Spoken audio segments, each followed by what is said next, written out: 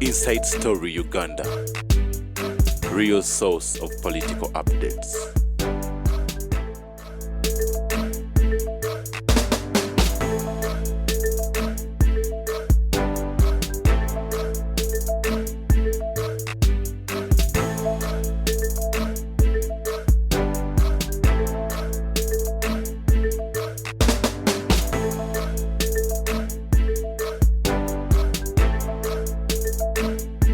Inside Story Uganda. Truth. This is where you journalists make a very big problem. Munsi buli omwe alina gye yava. Nalaba Lukwago meya ng'ataddeko ekipande. Meya waali. Ye Museveni tabeerawo. Ye president tabeerawo. Omulodi waali. Ye president tabeerawo. Kati gwe onnyonnyodde abalamuzi bano. Baavaawa. Yes.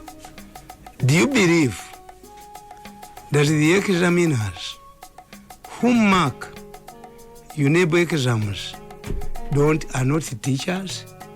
Basomesa. Yes. But we assume that they have integrity. Neto ina genda mu Uganda ogambe nti ba examiners bajja kuva Kenya. What about schools which offer their space to examiners? Ng'essomero lyakola ebigezo ne libagamba aba UNEB nti mugololere ewange. What happens? So we should look at these judges. Botandika obasoma ono yavaawo. Bobi Wine tayimbirangako ku mukolo gwa Museveni. Yayimbanga nga musician. Yeah, exactly. So history does not matter. History does not matter when you say the judges. We are talking about a government that has been in power for 35 years. Teri atagibeerangamu. Naye ate bo n'emyaka gyabwe tebagikolesesezza. Bani? Aba government. By today, after 35 years, you would even have bishops, sponsored bishops. You would even have lawyers. Abamu tebabikola bali basente. Kati nze bw'obudde bwange si buyina. Nze soogera everybody kyalina commentingako. Never. Nze njogera ku kintu ekibalemye. Tekikazanga mmwe mulina obudde ne mulina ebirango bingi ne mulina audience y'amaanyi. Kati nze bwe mbeera wano mmanya. Buli pulogulaamu ngimanyi. Mmwe muli ku level emu n'egundi TV ya Mbuga. I understand. Kakati the most pertinent issue in Uganda nje mbabuulira ekikwata abantu. Because ebyo byonna byemugamba judgments biki ekikwata abantu. Kino bebawambira ne mu drone. Yes, that's the most important issue. Songa nkulu. Bino byonna byomwe temuli. It's not there. Ebyo bya judgment byaki. When I get time, I can explain those issues. Naye nze nina omukisa. Bwe ntambula n'obutabo bwange buno bwonna bwange. Obutabo bwange bwonna bwani? Bwonna bubwo. Omusajja gwe nayagala ennyo nga naakamulaba bane temwalaba kwamanya Mushega. N'owamanya Mushega bwe yali mu minisitule y'ebyenjigiriza. Nedda. Nze when the president was being sworn in nali ku parliament. Uddi. Naye ennyonyi gye bagamba helicopter tejje tukubire ku parliamentary gundi awo. Nali mmanya abagivuga. Sokolinde nga wabamanyi otya ta. Ate nze ndi muto. Nze ogera olutwa tamanyi. Baziriyo tamanyi. Sokolinde bali abasajja bonna bakumanyi. I remember very well. three things struck me in 1986 at parliamentary building. Balangirira government ya Haji Moses Kigongo nti tulina omusajja gwe tulonze Mushanga. Mushanga was a lecturer at Makerere University. Eyawandiika nti Mushanga nga government yabekera president yagenda okusayininga in Nairobi. Two things happened in Uganda. Okero Lutwa came back to get his ceremonial uniform. Tito Okero Lutwa. Earlier, 2 days earlier, Okero Lutwa had addressed what he called an audience of Wataka elders. N'abagamba Museveni has moved his troops to Wanugunomuga Katonga. I cannot sign because I'm creating 2 layers. Okero Lutwa mamala okusaininga endagaano. N'agamba nti Museveni musota. Minatuwa meno. Musota ngujjemu amanyi. Nkyagujjemu amanyo. Yes. Kakati eyo ali nawandika mu kitabo kyange Uganda through the stormy 80s, detailing daily activities towards Kanali Nsubuga. Yasaba papa namukiriza agende atabaganye abalwanagana in Nairobi. After 2 weeks the cardinal came back. Naga nti bali batyangana. Botesa nabano kino tewali peace, ezobazita peace jokes. Cardinal Nsubuga. So you have been around. Kakati what happened? Nti omuntu nuwe amanya Mushega yali tamanyiddwa. Era Kigongo bwamala okulangira gavumenti ye e Masaka bafulumya amawulire ti mu gavumenti ya Kigongo mulimu omusajja gwe bayita Mushanga. Mushanga alabika yali akolagana n'abayeekera naye nga ali Makerere era yafandooza kuba yali ku embassy oba ne bamwana obwadvisor Professor Mushanga. Bwe tugenda ku ceremony function ku parliament, they shifted from one room to another. Lwaki? Kakati ndati bali bayeekera. Kakati Tandakwire asoma amanya ku parliament. One yali clerk wa parliament. Tandakwire yawandiika ebbaluwa n'agiwa president. Kuuli kola ensobi n'olonda Kadaga oli bw'ofudde. I have the letter. Iya Tandakwire. Naye Museveni alina enkola eri bweti bw'omugamba ekigambo akola opposite n'amala okulaba oba oli mutuufu. Tandakwire recommended. Kadaga yali deputy speaker ne bamufrustrate nga n'agenda ne Zimbabwe n'asoma masters. Yes. Kati bwe tuba tuli ku parliament awo, I remember 3 incidents. One, Tandakwire started reading names of ministers. Museveni was watching there. Naga Professor Mushanga. Professor Mushanga abajja okulayira. Museveni agamba this man Tandakwire is appointing his own ministers. Amanya Mushega. Mushanga was humiliated there. Tagati atenga Kigongo yali hamu announces. Eyaswelinga in president yali chief justice. Yali handi Mr. Justice Omolo Okero. Chief Justice wa Uganda bamwitanga Aleni nga muzungu.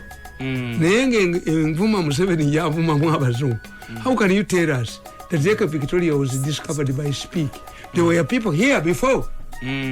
Era bwe yali akola mu speech yagamba, some of these people cannot be policemen in their own countries. They find their way here as judges. Aleni yali muserikali wa police.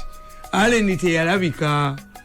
Okero Lutwa yalonda Aleni ku bwa Chief Justice n'alonda ne Kayondo ku bwa High Commissioner e Bungereza. Era Kayondo yawaabira gavumenti nga batutteyo ono Musoga yani o professor yali e Makerere. Kayondo n'awaabira gavumenti n'agisaba pound 8,000. Tinagalawo nakulozinga chembazi zange naki. I remember Otafiri baleeta bandi yaabwe yabayekera Otafiri ye yayimba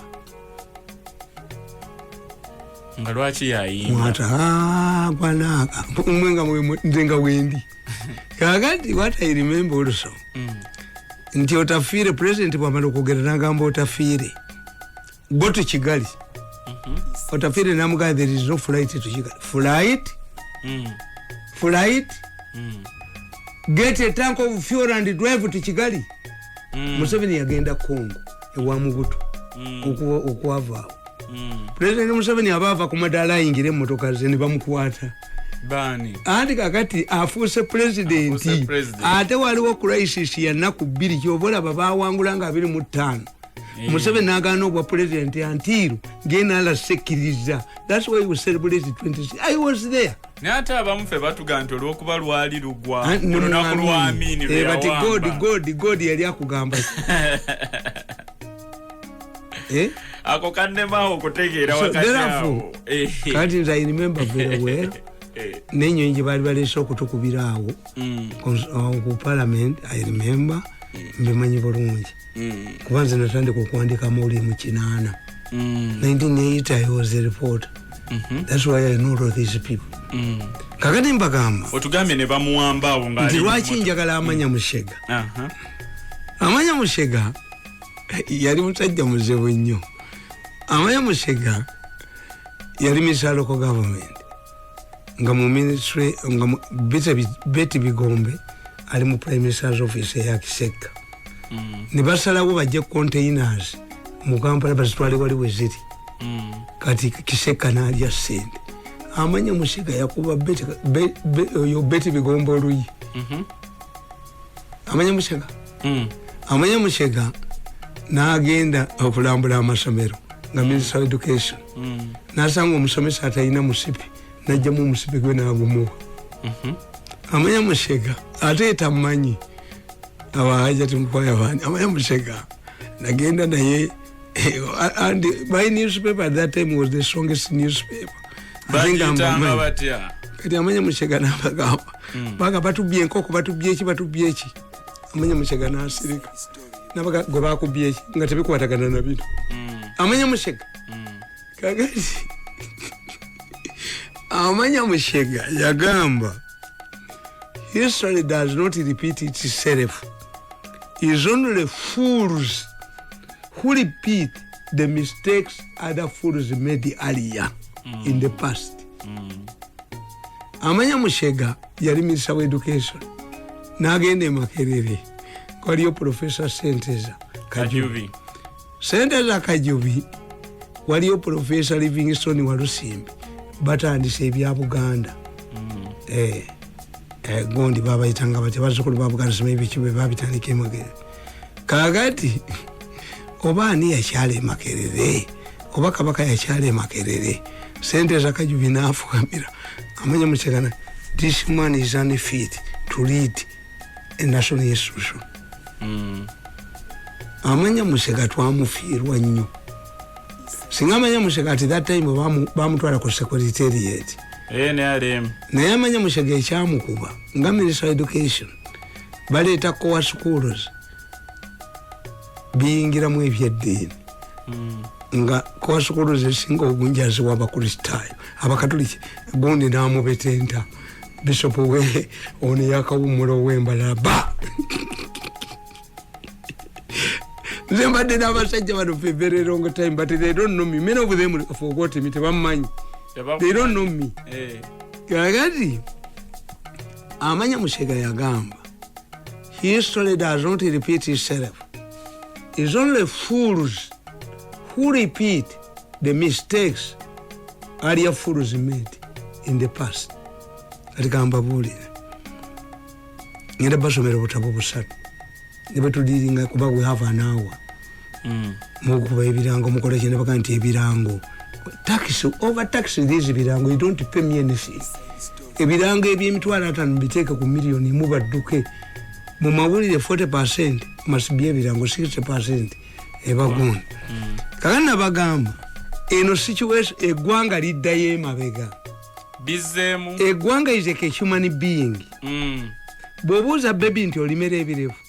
Akuddamu ki? Do you know that many boys twageranga muvune tufukamu tumere ebirevu? Kituufu. Ate kati bitutawanya. Kati mubeera mu bizoganya bisalako. Omuganda akugamba. Ti omukazi omukadde bw'aba yisinganya n'omuwala omuto.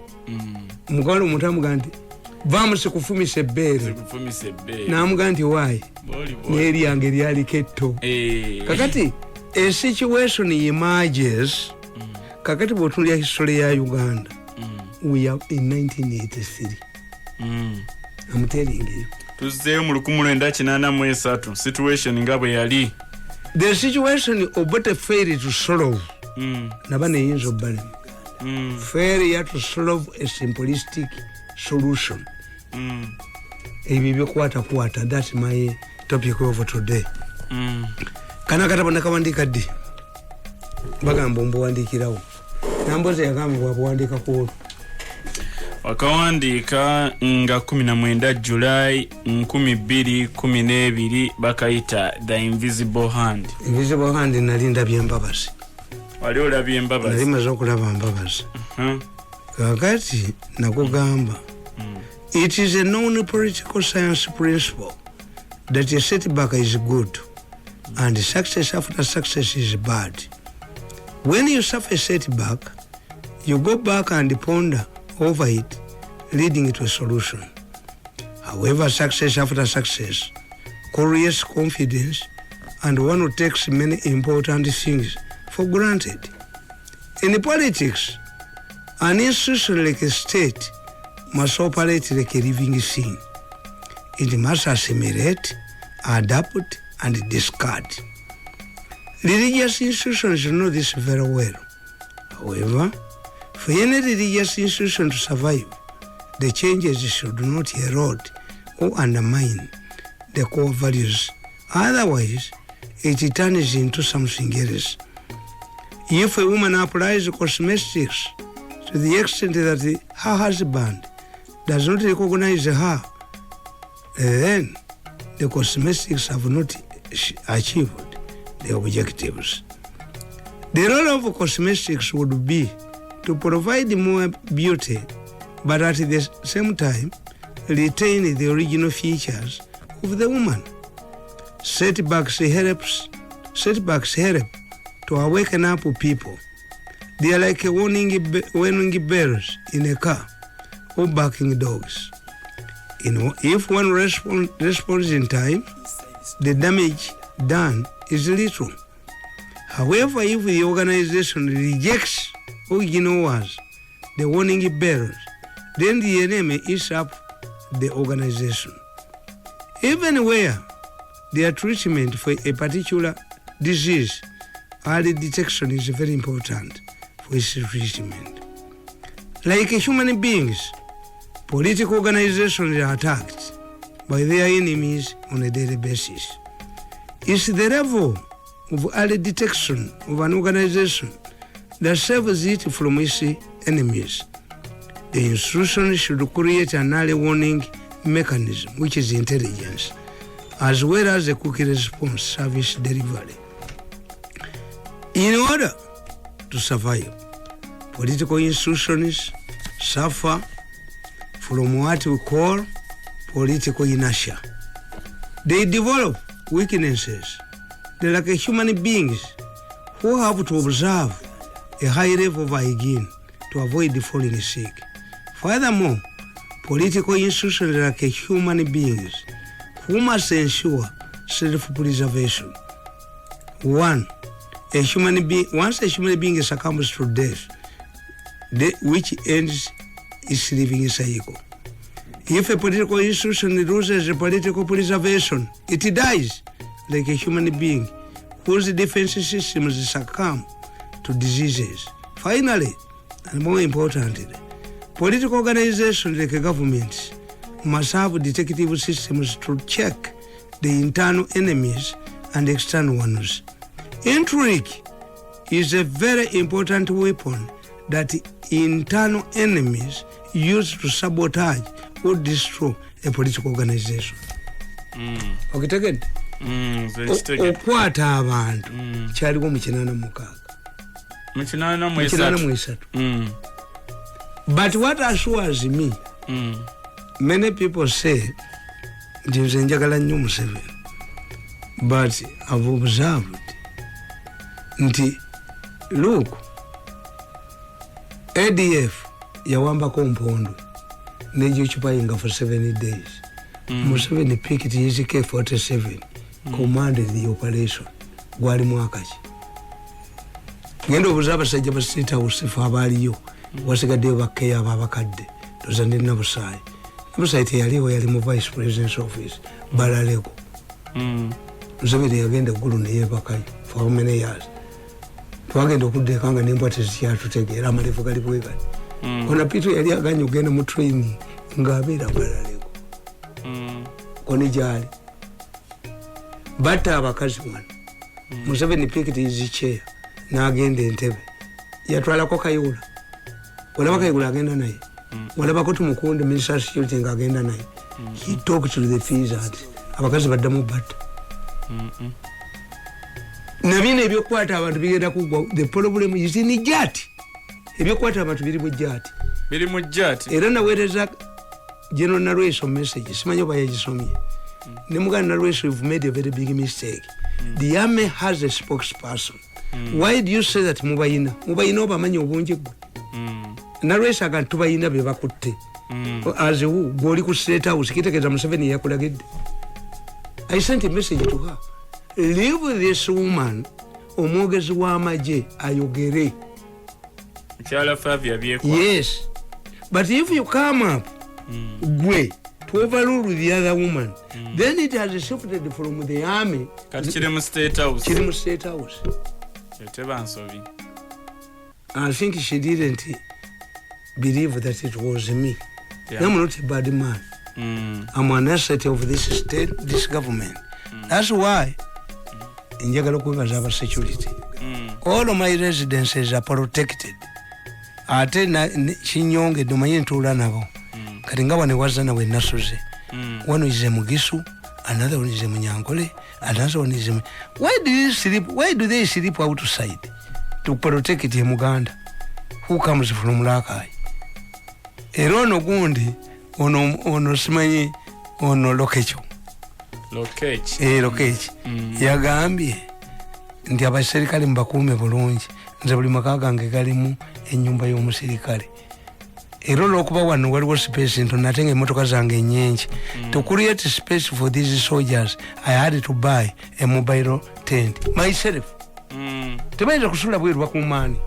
Bakuma taata waabwe. Waliwo batabani bange abasula waawo. Security ngoyina nnyingi. Kaakati nze mbabulira ne mbagamba nti situation eno twali tugibaddemu leka amanya Musheka saying. For us in political science we say a similar situation emerges but with the different key players. Amanya Musheka says a situation that fools make mistakes other fools made in the past. Eno situation twali tubadde naye yakwata. Mpanda gali bichi ebyo in the 40s. Kambabuli. In the 40s, Buganda went through, especially in the 50s, when Mutesa came back. Bagenda ne bayiga Abaganda. Wateekawo omukono, wateekawo ki, gwe tujja kutta, wateekawo omukono ndi Mutesa bwadda. Waliwo eggombala bagiyita y'Ebusukuma. Y'Ebusukuma wali eri. Omwami w'eggombala yagandi Mutesa bwadda. Taddewo omukono gwange. Mutesa led a delegation of hooligans. Nagobawo omwami w'eggombolo n'agireka nga temuli muntu. Kakati because of this terror in Buganda, 40s, 50s, Abangereza colonial government yaleeta abantu babiri wano bemutamanyi. Very important, who played a very big role in our politics. Omusajja, Abangereza baleeta omusajja senior police officer, babaleta ba sergeants, nga bamuyita Lubot, Abaganda bamumanyi, abakadde. Lubot came here to solve murder cases. Lubot bwe yajjanga ku kyalo nga kuliko a murder case. Ng'agenda n'afuwa emmindi ye bw'ati yayina emmindi.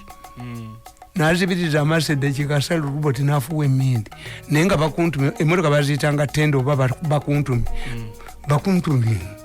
bakuntumye akuŋŋanyiza ekyalo kyonna waliwo emmadaki emada case bakuntumye gondi olupoti ngaafuwa emindi ye nagifuwa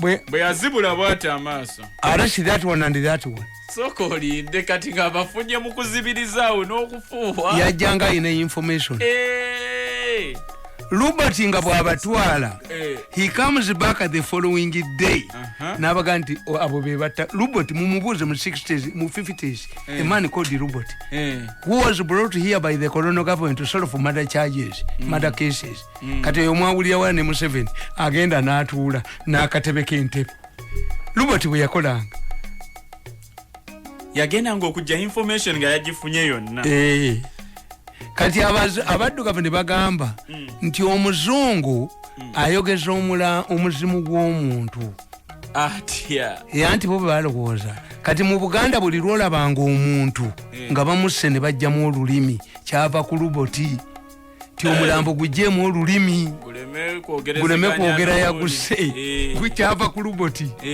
luboti yajjanga ku kyalo bwati naye nga yafunye edda information. I know how the colonial police used to get information myayino yagifunyanga atya bano tebakisobola bano bali basente balya sente nati tubulireko abajja ati balya sente ne balowooza mbu abalala bajja bakolera kubanga the moment you create numerous security organizations nti police eremeddwa tokosobola kugoba akulu ejo n'ogijjayo nti tosobola kufuna bujulizi mu bagundi babagula ba prosecutors DPP's office kamba twali mu koti y'amagye a failure to solve this one you add on more problems and institutions where you see so many institutions dealing in one problem. It means the president or person in charge cannot discipline the earlier ones. Ogoba oti akulu munanga nti akulu yesini mosisini langi office but that she solve langi problems matters mugoba agende mu obu ambassador kakati omusajja omulala bamuyitanga Pierre Gulam bamuleta mu 60s kubba bululu was an expert in rigging elections. The British government brought a man called Pierre Gulam to rig elections. Twali tugendamu okufuna prime minister agenda otutuusa ku bwetwaze kakati nti bino nze mbabuulira ne mbagamba kakati kana katabo okalaba nabaga ngenda basomera obutabo busatu Kampala for money or for better 15 years ago. Kanzijewo obulango buno tutandikirawo mukyali tuli kukikwata abantu n'ekiwamba nti this is 1983 EBYEKYINANA as Obote failed to hand a simple matter concerning the influx of Bayekera in the city. They also have failed to handle bano abaana babawe enkubye 5 ne bajja badi plan BIZEMU money. Okay. Yes. Katujewo.